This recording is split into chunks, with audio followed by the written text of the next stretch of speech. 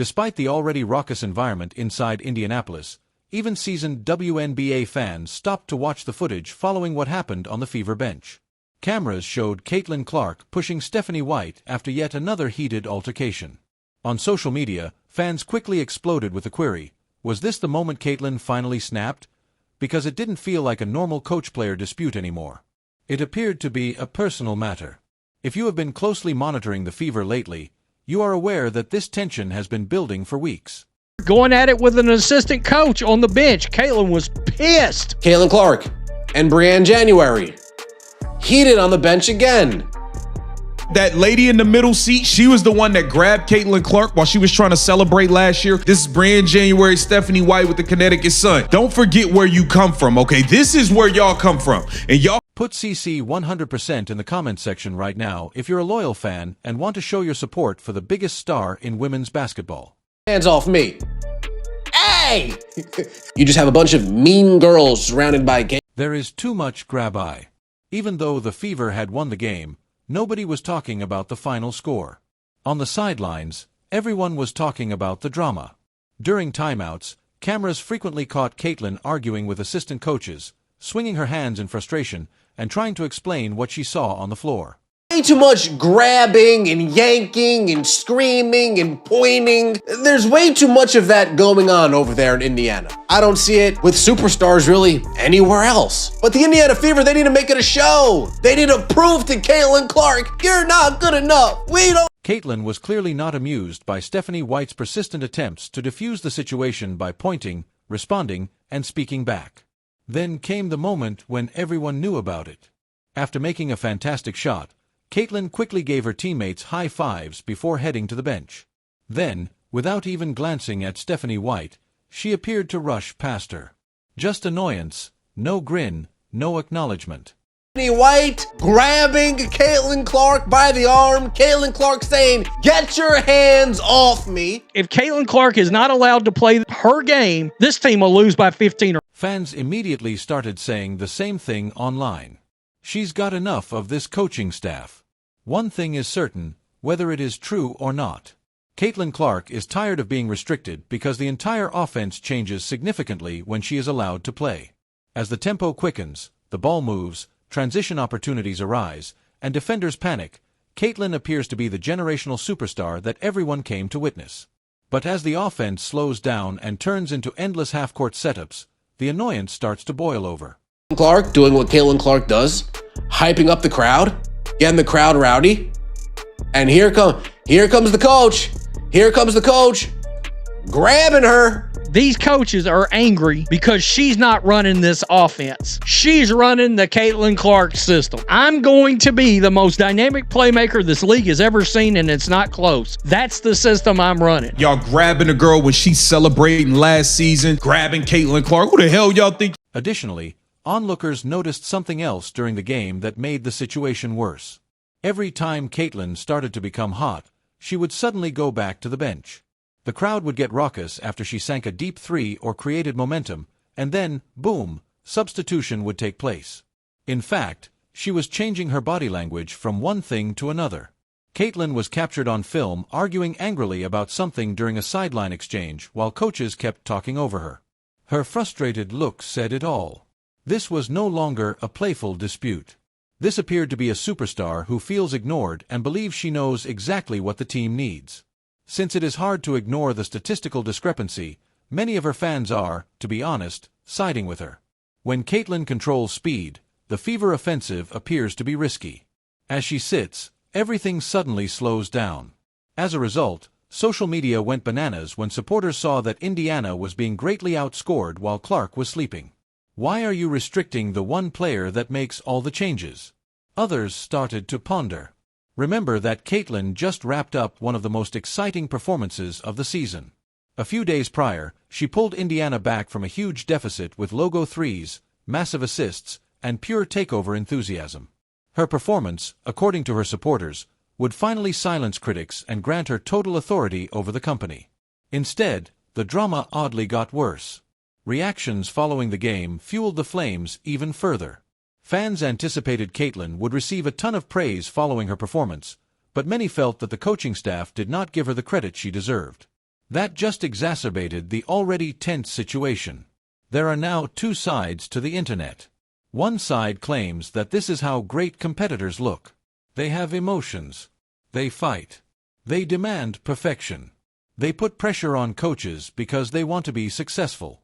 The other point of view is that the squad is starting to suffer from the persistent, visible conflict and that the febrile locker room has turned toxic. But this is an undeniable fact. It appears that Caitlin Clark is no longer a player who is willing to do as she is told. And since this no longer appears to be a simple coaching disagreement, if this tension keeps getting worse, Indiana might have a far bigger problem than anyone could have predicted. It appears to be a struggle for supremacy. 14,274 is what this arena holds. They had 14,505 at the beginning of last year that were selling for 50 and 60 and 70 bucks. We see what's going down with Amber Cox and Kelly Crosskoff. They are trying to promote the Indiana Fever. They're not even using Caitlin Clark, and you see the ticket sales drop. But perhaps the most shocking part of this whole situation isn't even the disputes. The reason for this is that Caitlin Clark is completely exhausted from trying to resolve disputes concurrently from every viewpoint. Think about it. When she joined the league, she faced unprecedented pressure. Venues that are completely booked. Record-breaking ratings. There is national attention every night. Despite everything, she still generates amazing statistics. 20-point games. Double-digit assists. 3 profound logos. Highlight plays every night. But for some reason, the drama surrounding the Fever overshadows all she accomplishes. Music. People are also starting to believe that Caitlin is fully aware of the circumstances. Because now listen carefully to her answers. Even though she was annoyed at the start of the previous season, Caitlin would smile. She would laugh and brush things off. She refused to give up. But it appears that patience has completely disappeared now. The sideline conversations tell the entire tale. Stephanie White occasionally tries to explain things by speaking and making motions. Caitlin's look basically says, "You still don't get it." This led to the footage of her driving past Stephanie White going popular on the internet. Fans experienced distance in addition to irritation. They saw a gamer emotionally separating herself from her environment. Honestly, some Fever fans are starting to lose their minds. Because if your superstar starts to disregard the coaching staff, things might quickly spiral out of control. The situation is made much more odd by the timing. The Fever must now take advantage of Caitlin's momentum. The league is actually thriving because of her presence. Ticket sales, TV ratings, national attention, and social media engagement all skyrocket while Caitlin Clark is performing. But the conversation keeps shifting away from her excellence and toward conflict. Another factor that exacerbated the dispute was also noted by fans. Every time Caitlin shows signs of emotion, like electrifying the crowd, celebrating a nice play, or getting heated, someone on the bench seems to step in. On camera, coaches have frequently been seen grabbing her arm, stopping celebrations, or pulling her away during heartbreaking moments. Fans hate it because they believe that fire is exactly what makes Caitlin special. You don't encourage a strong competitor who is winning a game to slow down. You did as she said. You gave her permission to burn down the building. The swagger of women's basketball initially attracted millions of new viewers. The internet certainly noticed the discrepancy.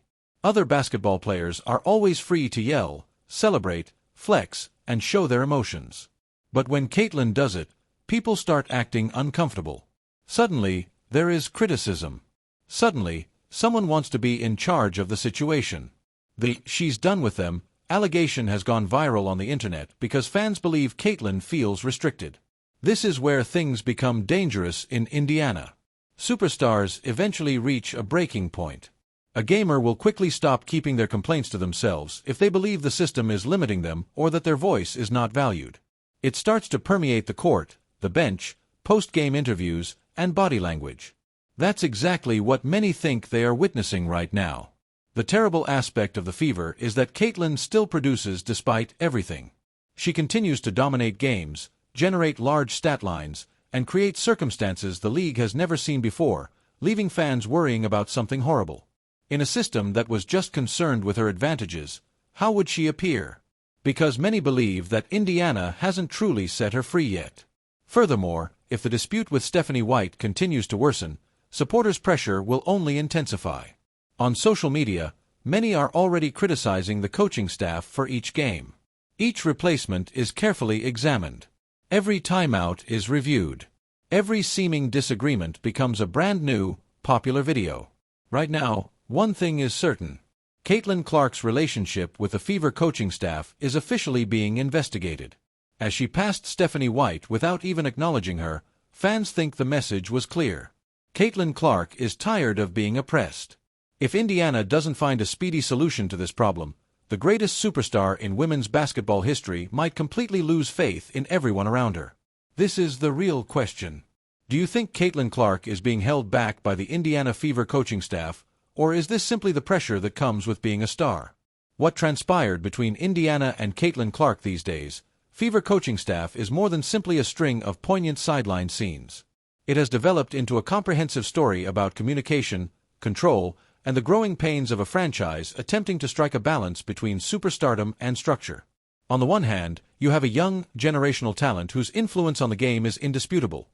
She constantly changes the course of events, invigorates arenas, and raises awareness of women's basketball in general. Conversely, you have a coaching staff that is responsible for long-term growth, system building, and discipline in an effort to uphold order in a fiercely competitive workplace. These two forces are interacting in real time, creating the tension we've witnessed. Fans and commentators have been viewing every gesture and substitution through the prism of an escalating power struggle, which has spurred public debate due to emotional reactions, angry arguments, palpable dissatisfaction, and moments of apparent alienation on the bench. Beneath the social media responses and viral videos, however, is a more nuanced reality. Elite sporting environments are frequently uncomfortable, particularly when there are great expectations and every choice is scrutinized nationally. Unquestionably, Caitlin Clark's presence has raised Indiana's image, resulting in unparalleled media coverage, record-breaking attention, and higher ticket demand. However, it has also increased scrutiny of every internal choice the organization takes.